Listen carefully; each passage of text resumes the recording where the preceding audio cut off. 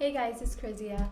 I just wanted to share with you my testimony, part of my testimony, which is the accident that I had when I was 14 years old. It was 17 years ago. God made a miracle happen in my life, and He spared my life. I was saved by God, and it wasn't luck. It wasn't good karma. It was a miracle of God.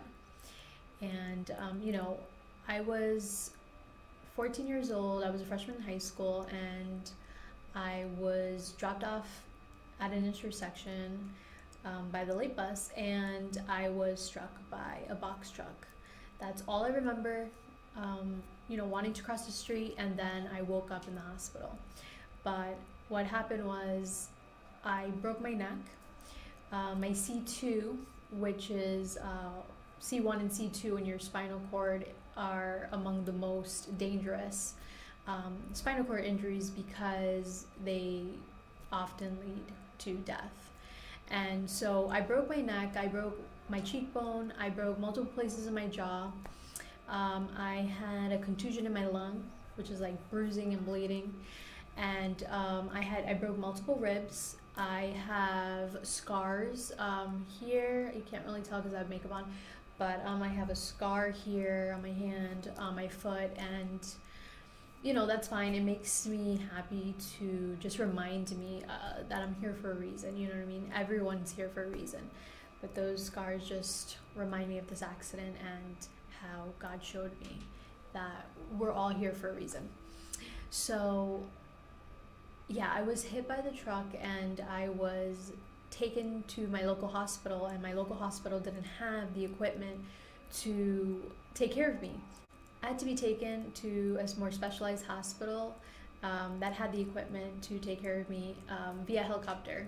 I used to joke around back then, like, oh, I missed my first helicopter ride, because I was in a coma as well after being hit by the truck. I was in a coma for a few hours, and I was unresponsive, and my mom, she came in the room, and she said my nickname. I became responsive to her voice, and the doctors were like taking my mom out of the room because they were losing me, and it was really, really critical condition. I was in a coma, and the next time that I woke up, I didn't know where I was. I didn't know what happened. I was just thinking, wow, this is what it feels like to die.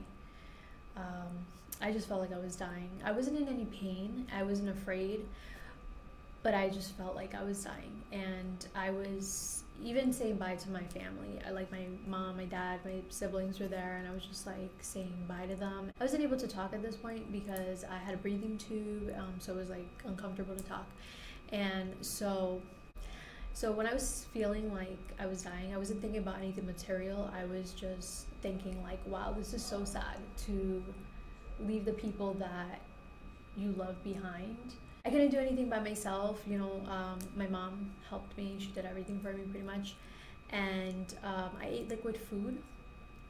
I couldn't eat, I couldn't chew since my jaw was broken. During this time, I was angry at God. I believed in God, and I was angry at Him. I was like, why did you let this happen to me? You knew all the things that I wanted to do in high school. I was a freshman, and you let this accident happen, and like now I wasn't able to go to school for months. I was homeschooled, and I was just upset. And then my mom showed me a newspaper article that showed that week that I was hit on a Wednesday, and on that Monday and Friday of that same week, a child and an adult were hit by a car and a truck, a car and a van, and they both died, and I didn't, and I was hit by a box truck. So then I started to feel like, instead of upset about like, why did you let this happen, God, I started to be like, okay, I should be grateful that I'm here and not paralyzed or dead. And so then my anger started to gear towards like, okay, why am I here? Like, why did you save me? What is my purpose? Why am I here? Why did you save me from that accident, you know? And for 10 years, I questioned that, you know? I was like trying to find out what that one purpose was. And then after 10 years, he finally revealed to me that I'm not here for just one purpose. I'm not just here for one person, you know what I mean? I'm here for many people and many purposes, and as is everyone, you know what I mean? And so I also felt very sorry for myself. I was like, oh, you know, every time that November 3rd would come around, I would feel so sad. I would cry and think about, you know, all the things that I missed out on because of the accident, you know, the suffering, emotional pain and suffering and stuff like that, and physical pain. But then I started to switch that around and I started to celebrate it. After 10 years, I started to celebrate. On November 3rd, I actually, you know, go out to dinner. My husband, he buys me flowers. You know, I celebrate it because, you know, God saved me, and I'm here for many different reasons.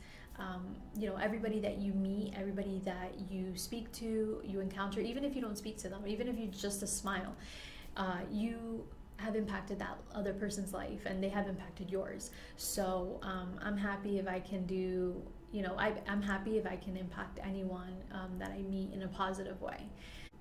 Yeah, so to break your neck and not be paralyzed or dead goes against what medical books say.